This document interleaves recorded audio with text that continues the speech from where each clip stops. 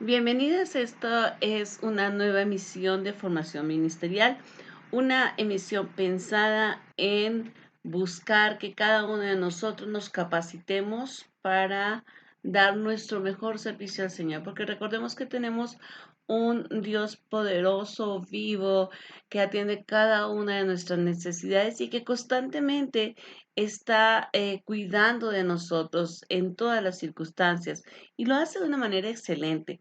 Lo hace de una manera tan especial que en realidad nunca nos descuida. Así que, pues, así como Él nos atiende, así debemos servirle. Así que en el día de hoy quiero que comencemos esta emisión, pues recordando un poco que hemos visto. A lo largo de nuestras emisiones, pues hablamos de los dones, hablamos de nuestro ministerio en nuestra casa, también hablamos indudablemente de un ministerio precioso y hermoso que es el ministerio de la intercesión, ministerio que por cierto, pues se convierte en la columna que sustenta a otros ministerios en la iglesia. Tal vez para mucha gente el ministerio de la intercesión, como comentábamos en algunas oportunidades, no sea un ministerio que llame la atención o no sea un ministerio en el que quiera mucha gente estar. No es un ministerio visible, no es un ministerio ni mucho menos que, que de protagonismo, pero es un ministerio que llena el servicio de la iglesia de una unción especial. Así que dedicamos varias emisiones a este ministerio y ahora estamos hablando del ministerio pastoral. Hablando del ministerio pastoral, hemos tocado, eh, pues en principio hablamos de homilética, entendiendo que la homilética pues es esta parte de este arte de la oratoria para llevar la palabra del Señor de una manera organizada. Entonces, esa es una de las tareas del pastor. El pastor tiene que compartir la palabra, ¿verdad? Y entonces como comparte la palabra, pues resulta que él lo hace y lo debe hacer con excelencia. Ahora estamos hablando de la hermenéutica. Ya hicimos la introducción a la hermenéutica. Ahí en la descripción de este video tú puedes observar varios links que te van a llevar a las emisiones anteriores para que si no nos has visto, pues te pongas en contexto.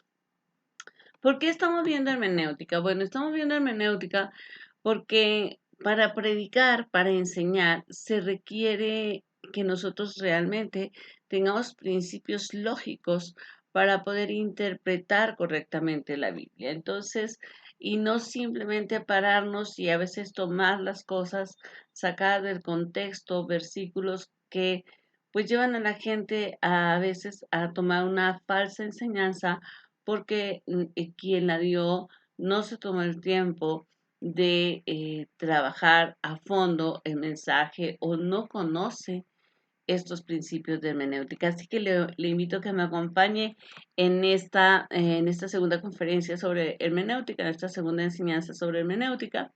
Y bueno, vamos a ver algunos principios generales, ¿de acuerdo? El primero de estos principios dice, el intérprete debe ser capaz de percibir rápidamente lo que un pasaje no enseña, así como de abarcar su verdadera tendencia. ¿Eso qué quiere decir? Una persona que, que está interpretando la escritura debe tener la capacidad de ver qué es lo que el pasaje no está diciendo. Por ejemplo, si estamos leyendo Juan 3:16, que dice, porque de tal manera amó Dios al mundo que no ha dado su Hijo unigénito, para que todo aquel que le cree no se pierda más, tenga vida eterna, no está diciendo que todos somos salvos, ¿ok? Porque hace aclaración para que todo aquel que en él cree. Entonces, el intérprete debe leer el pasaje y debe tener la capacidad de saber qué no dice y en realidad qué tanto está abarcando este pasaje, ¿no? Entonces, si tú me preguntas, bueno, ¿y qué tanto abarca el pasaje? Yo te diría, pues es que El pasaje abarca el plan de salvación para la humanidad, ¿no? No simplemente abarca una presentación de Jesús. Am, no recuerdo en este momento cuál es el comentarista bíblico que dice que Juan es el más grande eh, teólogo de la historia, pues en un solo versículo ha presentado el plan de salvación y justamente es Juan 3:16. Entonces, todo intérprete bíblico debe tener la capacidad de ver qué no dice el pasaje y cuál es su máxima amplitud. ¿Cómo podemos refinarnos en este principio? Bueno, lo primero es intenta sacar tus apuntes, intenta decir qué no dice el pasaje y hasta dónde abarca, y luego lee comentarios bíblicos y entonces vas a darte cuenta hasta dónde estás teniendo esta cualidad, estás cumpliendo este principio. El segundo principio dice, la Biblia como cuerpo literario debe interpretarse como todos los demás libros. ¿Cómo así? Sí, si yo estoy interpretando un libro como de Gabriel García Márquez, de realismo mágico. Ese libro me da unos principios para interpretarlo, ¿no?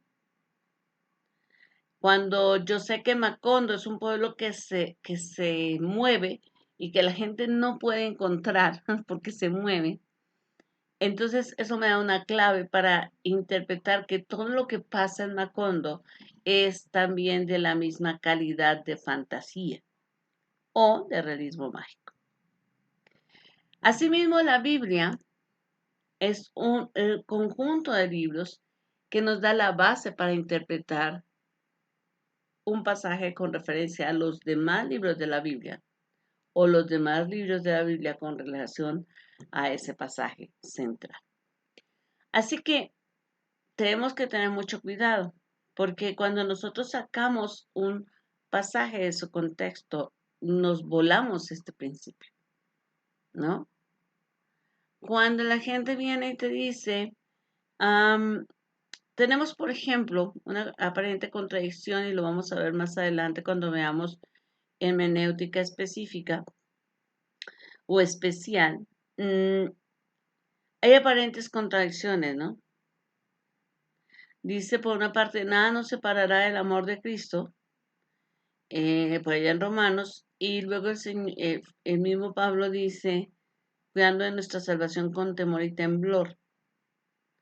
Entonces hay gente que dice, no, sí, la salvación sí se pierde. No, hay otros que dicen, no, no se pierde. Yo no voy a sentar un precedente sobre esto porque no es este el motivo de la clase, pero hay un principio bíblico que está rigiendo en toda la estructura del, de la Biblia y es el plan de salvación no fue diseñado por el hombre, por lo tanto tampoco puede ser destruido por este. ¿De acuerdo? No es Eva quien dice, pues de mi simiente se va a levantar alguien que va a vencer al enemigo, sino es Dios el que dicta esa sentencia. Y entonces viene haciendo una serie de pactos que no son pactos que plantea el hombre con referencia a Dios, sino Dios con referencia al hombre, hasta llegar a la cruz. Y al llegar a la cruz nos dice que nosotros somos salvos por fe, no por obras. Entonces yo puedo pecar como yo quiera. No, no dice Pablo eso. Lo que está diciendo es que es algo tan especial la salvación que debemos cuidarla porque es algo muy precioso. No porque se pierda o no. No está hablando de la calidad de pérdida, hablando de la calidad de valor. Y podemos saber eso porque hay otros pasajes en la Biblia que nos están mostrando este principio de salvación. La tercera principio general dice el objetivo principal que un autor se propone al escribir es que se le escudriñe diligentemente, porque con frecuencia acontece que a la luz de su propósito principal se entienden más claramente los detalles de su composición. Bueno, ¿qué quiere decir esto? La Biblia es un libro inspirado por Dios, ¿de acuerdo? Escrito efectivamente por diferentes escritores de la Biblia, valga la redundancia, pero es un libro inspirado por Dios y este objetivo se cumple, este principio se cumple. Dios quiere que nosotros escudriñemos diligentemente la escritura, que no nos quedemos por encima, sino que si nosotros podemos, si vamos escudriñando, hay un propósito más grande, un propósito general que a medida que vamos escudriñando, en esa medida se va aclarando este propósito. Entonces a veces la gente dice es que no entiendo.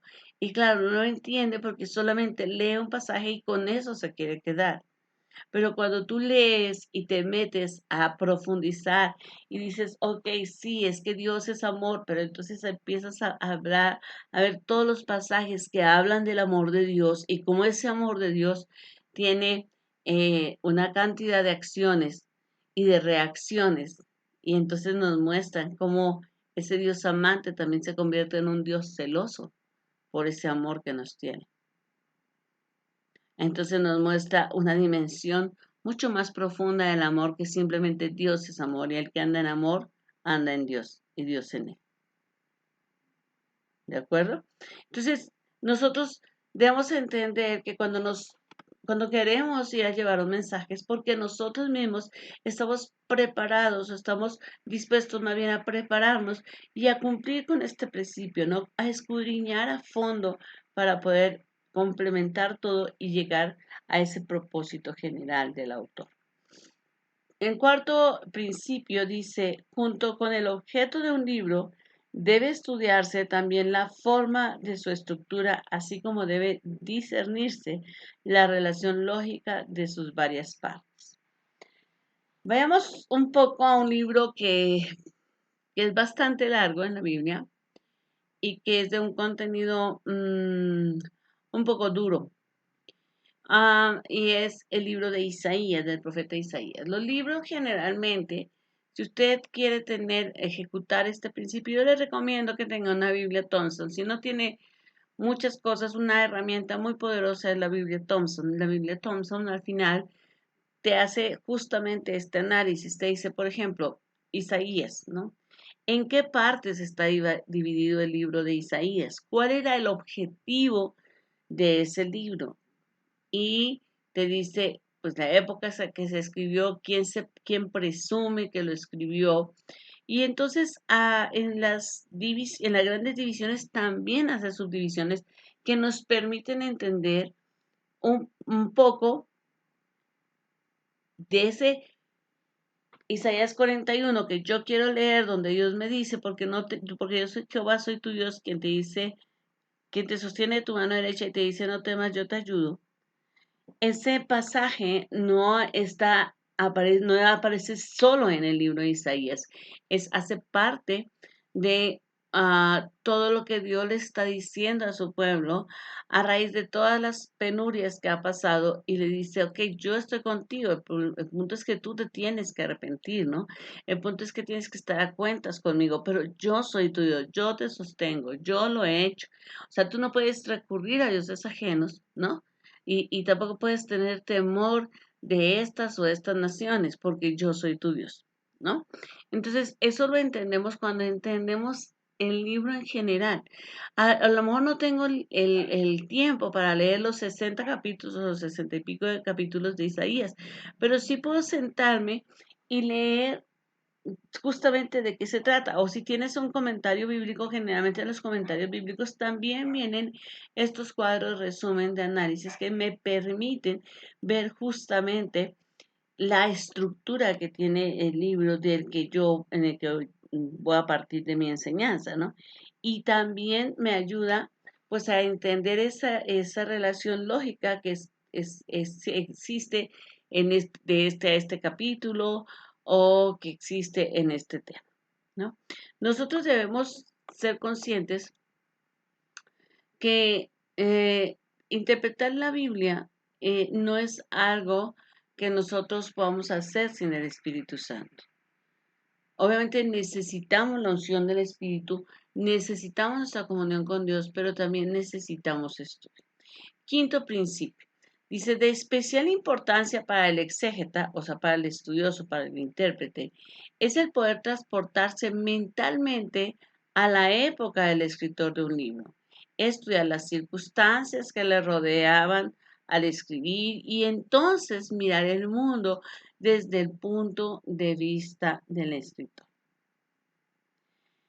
Entonces, yo no puedo simplemente venir a leer ah, la Biblia como si fuera una novela, donde yo me imagino ya, o sea, es como un tiempo que yo ya determiné y punto, sino que es un tiempo real, o sea, la Biblia se escribió en tiempos reales, es un libro por demás histórico, ¿no? O sea, habían condiciones sociales, económicas, geográficas, que determinan específicamente entender, ¿no? O sea, cuando tú escuchas a la gente quejarse de que la Biblia es un libro machista, cómo es posible que le permitan a los hombres tener muchas mujeres, etcétera. Dices, ¿en serio? La gente está totalmente fuera de sí.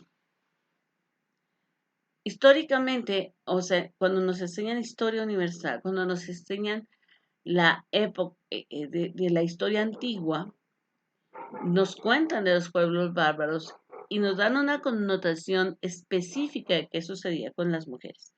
Ahí nos parece que es parte de una evolución y nos parece muy normal, pero cuando lo leemos en la Biblia, donde además Dios lo que hace es preservar a la mujer judía, lo que dice es, ok, a ver, si ustedes hombres quieren tener más mujeres, además de su esposa, usted tiene que cumplirle a su esposa. O sea, no, y tampoco puede venir a agarrar a una concubina y después no cuidar de esa concubina. En las naciones bárbaras, pues no importaba cuántas concubinas y si se morían de hambre o si las regalaban o si las vendían o lo que fuera. En el pueblo judío no se podía hacer así. La ley prohíbe. La ley de hecho dice que para que una mujer casada salga de su casa, el hombre le tenía que dar una carta de divorcio, o sea, tenía que comprometerse y explicar por qué estaba él decidiendo que ya fuera, se rompiera ese lazo, ¿no?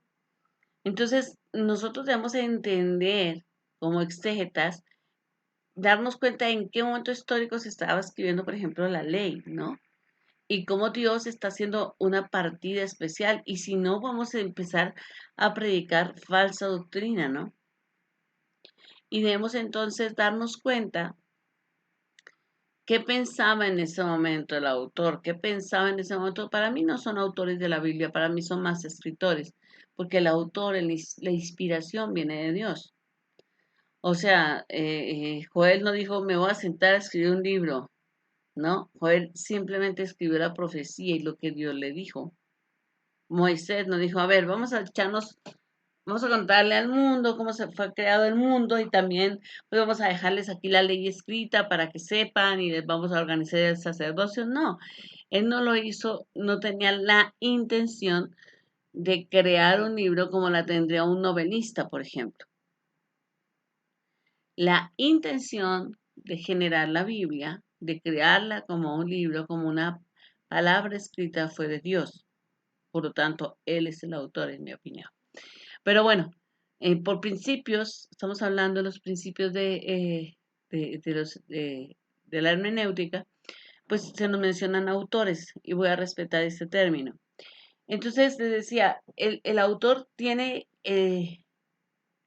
un punto de vista al escribir y nosotros no podemos ignorar y poner nuestro punto de vista ahí, sino tenemos que respetar el por qué lo dijo el autor, el por qué lo escribe así.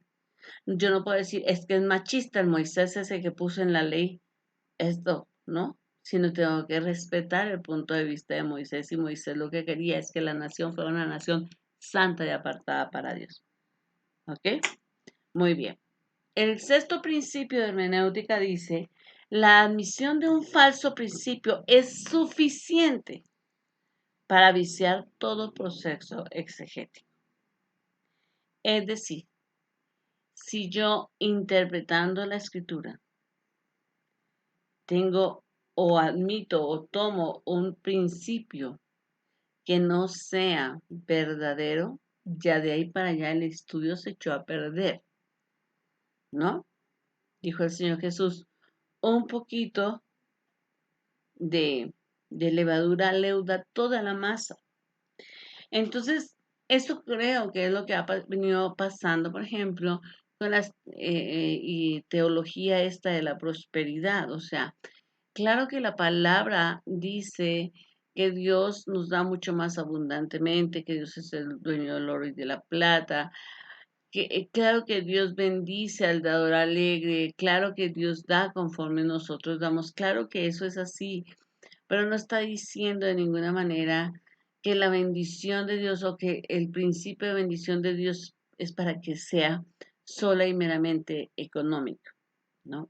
Yo creo que Dios busca más la salvación del hombre y por lo tanto más su desarrollo espiritual antes que su riqueza económica. Se la dará a los hijos que Él quiera dársela porque sabe que va a ser de bendición para ellos. Y a lo mejor a otros no se las dará, no porque no los ame, sino porque los ama demasiado y no quiere que se echen a perder. Entonces, pero un solo versículo sacado de contexto e interpretado de una manera errónea echó a perder todo aquello bonito que dicen las promesas sobre la provisión bondadosa de Dios. Séptimo principio. Cuando observamos que en la interpretación de cierta parte de las escrituras no hay dos intérpretes que concuerden, tenemos buenos motivos para suponer que algún error fatal anda escondido en sus principios de interpretación. ¡Wow! Hay temas que se prestan para esto, ¿no? Yo hace algunos años viene una hermana de otra iglesia y entonces me dice, queremos venirnos para tu iglesia. Le digo, ok, o sea, eres bienvenida, pero si quiero decirte algo, la iglesia no crece porque yo me robé las ovejas de los demás, le digo. Entonces, me gustaría saber por qué sales de tu iglesia.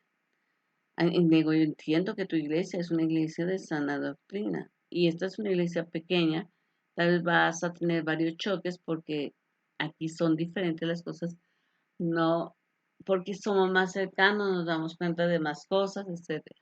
Entonces sí me gustaría saber por qué sales. Es mejor porque estoy confundida. Yo, ¿cómo? Me dice sí. Mi iglesia se distingue por invitar grandes predicadores, me dice. Y entonces, en menos de un mes me han dado dos, o nos han dado dos enseñanzas totalmente opuestas. Y yo, ¿sobre qué? ¿No? Pues en una de las enseñanzas nos dijeron que hoy todavía no debemos comer eh, animales inmundos, que no podemos comer cosas con sangre, eh, y nos mostraron la palabra. Y exactamente al mes viene otro predicador y nos dice que podemos comer con liberalidad y que nada nos estropieza, aunque... y entonces, cuando escuchas esto, dices, pues, habían errores fatales en estas enseñanzas, porque tenemos que ser cuidadosos, ¿no?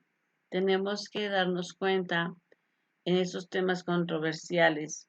Y yo particularmente siempre sugiero, lee por lo menos dos o tres comentarios bíblicos para saber qué dicen los intérpretes con referencia a estos versículos.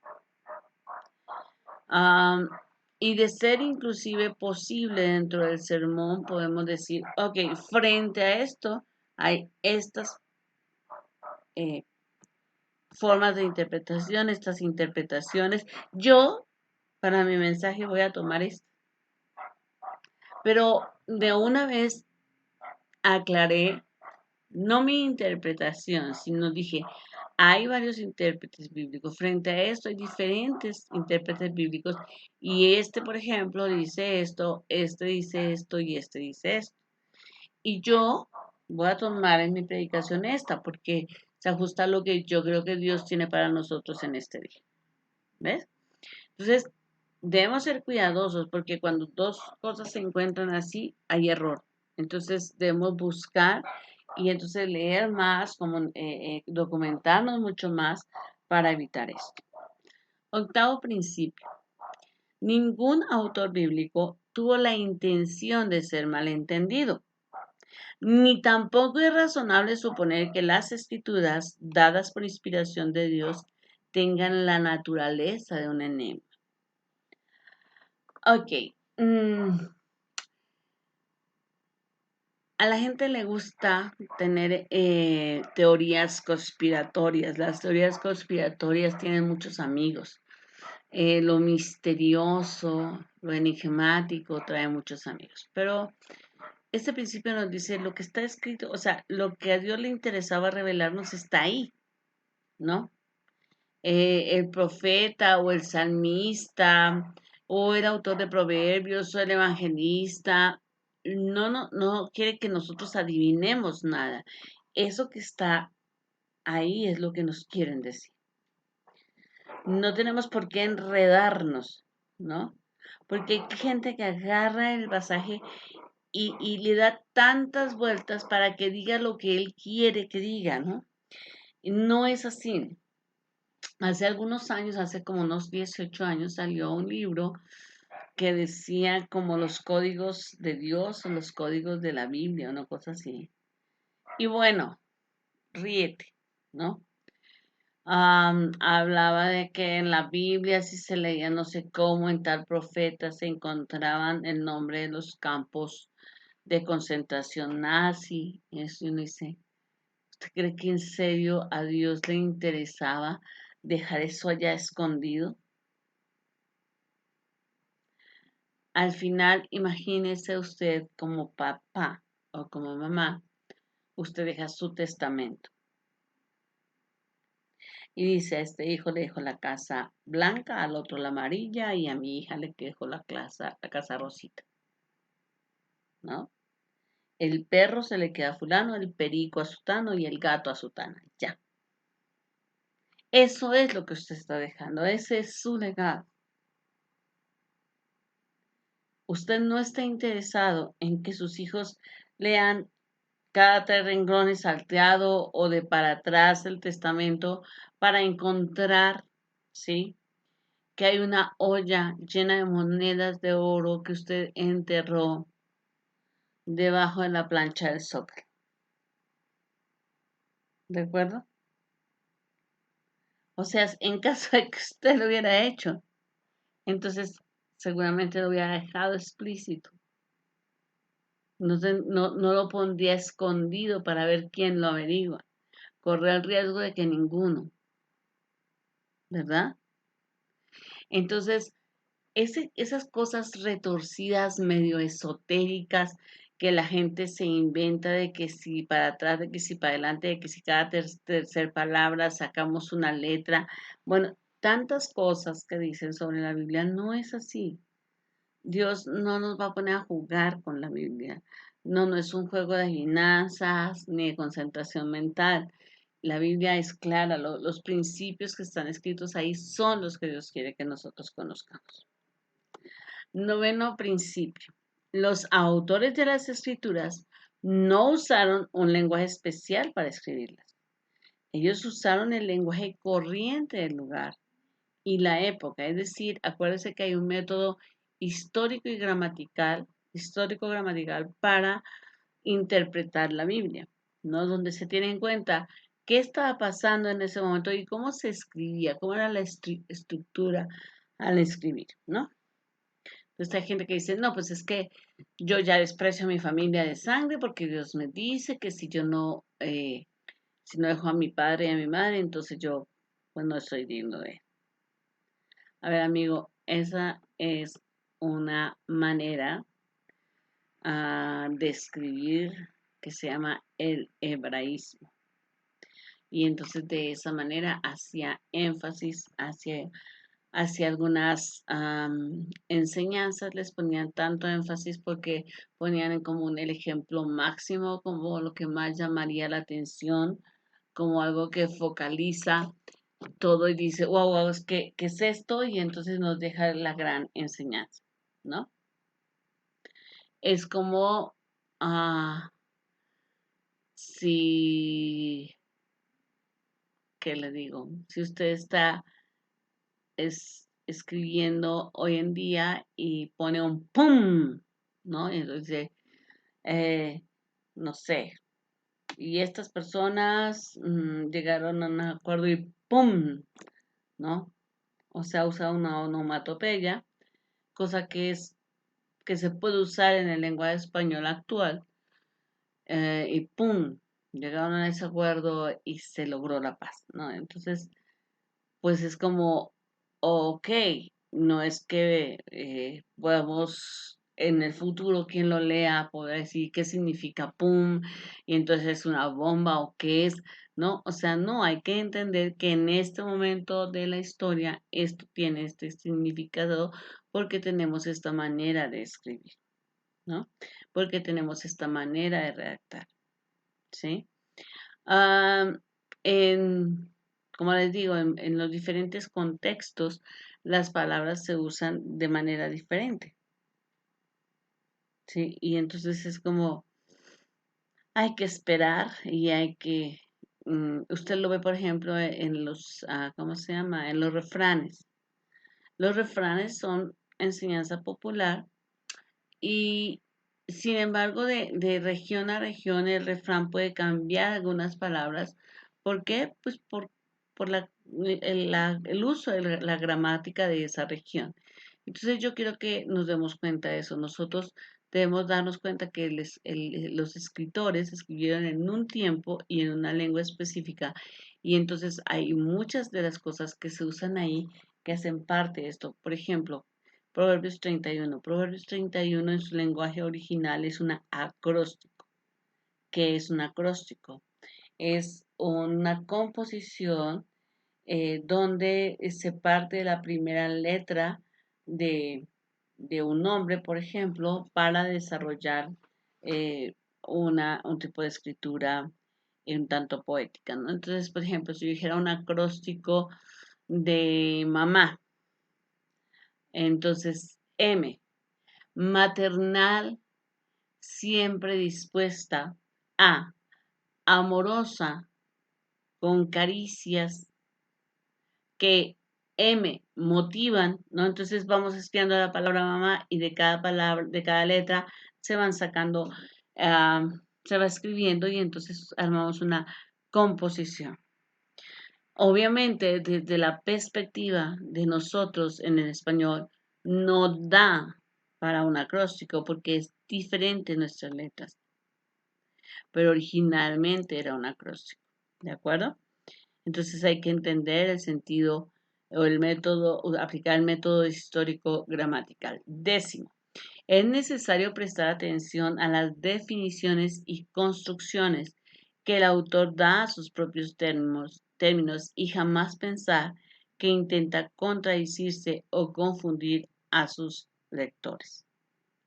Es decir, si yo estoy leyendo eh, al discípulo, a Juan, Ah, yo estoy leyendo a este apóstol y entonces él me muestra al Señor y él insiste en el pan de la vida y en la comunión y entonces él asimila o él es uno de los que más nos muestra esta relación entre el pan del cielo y Cristo como el pan que Dios le da a la humanidad para alimentarla para siempre, ¿no?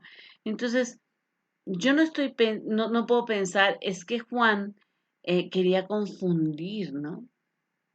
O es que Juan está hablando mal del Señor porque el Señor no es ningún pan, es un ser humano, o fue un ser humano, o no, ni siquiera era más que humano, era un ser divino, o sea, como que pan, ¿no? O sea, tengo que respetar y entonces entender, por ejemplo, el profeta Daniel es uno de los que más constructos hace porque Dios le entrega muchas visiones y entonces esas visiones van poniendo una definición en su libro, ¿no? Entonces, eh, eh, el Señor le muestra en visiones cosas que van a pasar para su reino, para su país, pero luego también cosas que van a pasar al final de los tiempos. Y entonces se construye toda esta mm, situación, eh, eh, toda esta raigambre, ¿no? Para apocalíptica y Daniel mismo queda colocado como un profeta apocalíptico porque la mayoría de de los capítulos de su libro están dedicados a eso. Él lo construye, así lo inspiró Dios y ese es un sello de ese libro, ¿no? Entonces nosotros podemos darnos cuenta que cada libro tiene como ese sello personal de su autor, pero efectivamente cada libro, cada autor va dando definiciones de lo que es. O sea, tú ves a Pablo, por ejemplo, en Romanos hablando del pacto, hablando de cómo somos hijos, qué pasa cuando somos hijos, ¿no? Y de todo este derecho de toda esta parte de la herencia, de la legitimidad, de la nueva criatura, de lo que ahora seremos en Cristo a partir de esta adopción, de esta nueva manera de vivir, porque somos hijos de Dios. Entonces, Él lo construye a través de su libro. Eso lo hace en Romanos. En Filipenses hay otra forma de definición, entonces él habla del gozo, habla de la alegría que da trabajar y de ver la fe y de ver las buenas obras y de ver la obediencia. Si se da cuenta, en cada libro, por ejemplo, el mismo Pablo fue poniendo diferentes o haciendo diferentes tipos de construcciones y definiciones. Por eso, vuelvo y les digo que tener una Biblia como la Thompson o recurrir a los comentarios bíblicos nos ayudan a tener cierta estructura y a poder aplicar estos principios. Principio 11. Debe estudiarse el texto, así como la conexión de ideas, a fin de entender el asunto general, el plan y el propósito del escritor. Pero muy especialmente es necesario determinar la correcta construcción gramatical de la frase, ¿no? Ya hemos visto cuánto cambia una coma, ¿no? Si yo digo sí, yo pienso que es bueno, entonces estoy afirmando sí, si yo lo estoy diciendo sí, yo, sí, de veras pienso que es bueno, pero si digo si yo pienso, entonces estoy diciendo otra cosa. A ver si al caso a mí se me o alumbra el bombillito y pienso, entonces es bueno.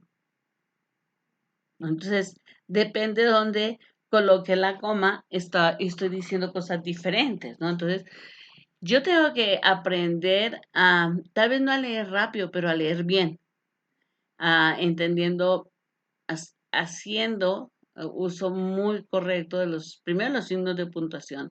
Segundo, de entender de qué venía hablando el autor para entender por qué aparece ese versículo ahí, cómo se conecta con los versículos de arriba o con los capítulos de arriba y con los capítulos o versículos de abajo. Porque entonces entiendo, ¿no? Cuando Pablo está diciendo, el que no trabaja y que no coma, está hablando de una serie de deberes cristianos y de un comportamiento cristiano ideal. No está diciendo que los niños como no pueden trabajar, que no coman, que se mueran de hambre. No lo podemos sacar de su contexto porque antes está ligando a toda una manera correcta de vivir para solucionar los problemas reales de una iglesia. ¿Ve? Entonces tenemos que guardar esa conexión con las ideas que lo preceden y a las que el concepto que nosotros o el párrafo o el versículo que vamos a tratar precede. El 12º principio dice el sujeto, el predicado y las causas subordinadas deben analizarse cuidadosamente y todo el documento, libro o epístola tiene que ser considerado en cuanto sea posible desde el punto de vista histórico del autor. Ok, entonces nuevamente, tenemos que leer con mucho cuidado y entender de quién se está diciendo, de quién está hablando el autor. Porque de repente leemos, por ejemplo, Primera de Tesalonicenses, y de repente Pablo está hablando de él mismo o de él y de sus colaboradores, y en otro momento está hablando de los tesalonicenses, y entonces uno tiene que estar sabiendo qué dice de ellos y qué dice de los otros, ¿sí? Yo tengo que entender cómo se habla en el español y tengo que entender algunas leyes que existen para que podamos entender. Cuando yo digo, caminamos pues, ¿no? O se nos fue prohibido, como dice en el libro de los Hechos, se nos fue prohibido por el Espíritu entrar en tal lugar. Entonces, si yo no sé interpretar, si yo no sé usar correctamente el sujeto, el predicado y estas cláusulas, yo tengo que saber que este es un sujeto tácito. Ahí no está diciendo, no dice específicamente, el Espíritu Santo le prohibió a Pablo, a Silas y a mí. Dice, se nos prohibió o nos prohibió el Espíritu entrar. Puede ser que se lo haya dicho a todos o se lo dijo uno, pero eran un equipo.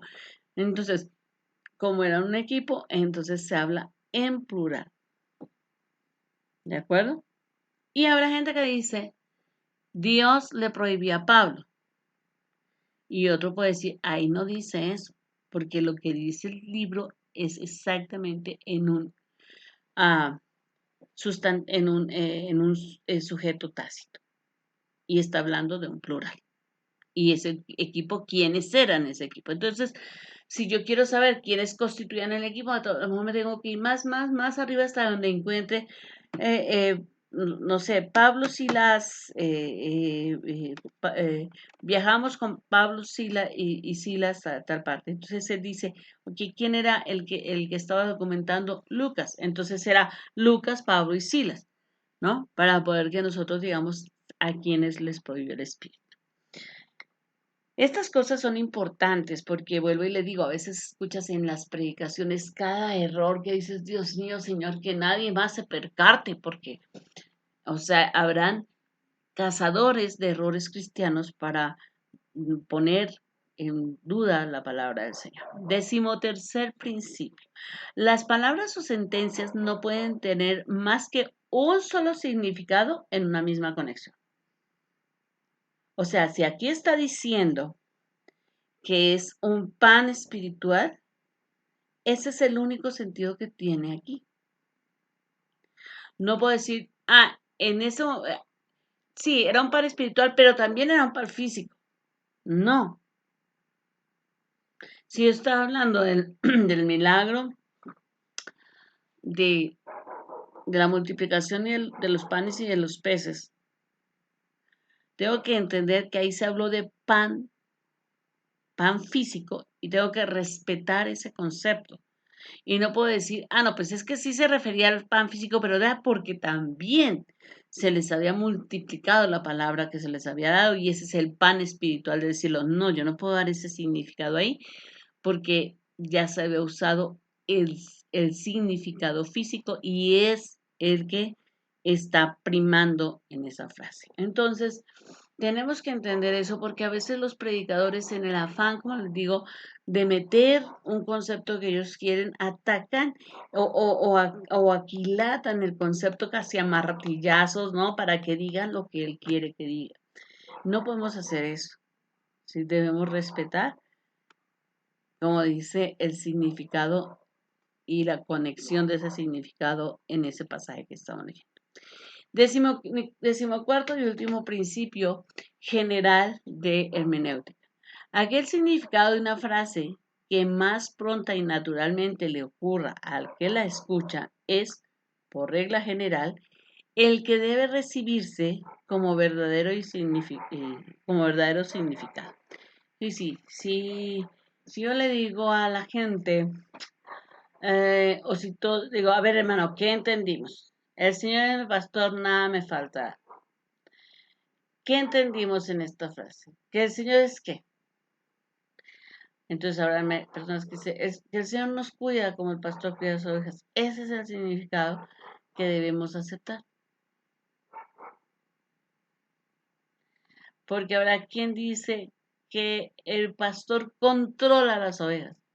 Porque es el significado que usted le quiere dar, pero la mayoría dice que el Señor nos cuida como un pastor cuida a sus ovejas.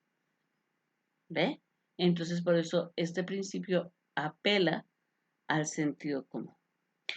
Muy bien, la próxima semana estaremos viendo principios especiales de hermenéutica y bueno, al hacerlo nos vamos a dar cuenta que hay cosas muy importantes a la hora de prepararnos o de preparar un mensaje. Llevamos la palabra del Señor y por lo tanto debemos ser cuidadosos al hacerlo, ¿ok? Dios les bendiga, nos vemos el próximo martes a las 12 del día. Ha sido una bendición para mí estar con ustedes, les amo muchísimo y me gustaría que me dejen comentarios. Agradezco muchísimo a quienes se ponen en contacto a través de WhatsApp. De mi WhatsApp es 55 18 50 86 27 o a través de mi correo yolandacopete@yahoo.com.mx o a través de Facebook, donde estoy como Yolanda Copete o dejándome comentarios al final de este video. Agradezco muchísimo su colaboración. Si me puedes dejar ahí un like, si puedes compartir este video, te lo voy a agradecer porque se trata de que todos aprendamos. Y como les digo siempre, yo no tengo toda la razón. Estoy compartiendo lo que sé. Si usted puede enriquecernos con algún concepto, se lo vamos a agradecer mucho. Dios les bendiga y es tiempo de que todos nos preparemos para servirle al Señor con mucha fuerza, con mucho entusiasmo y con excelencia.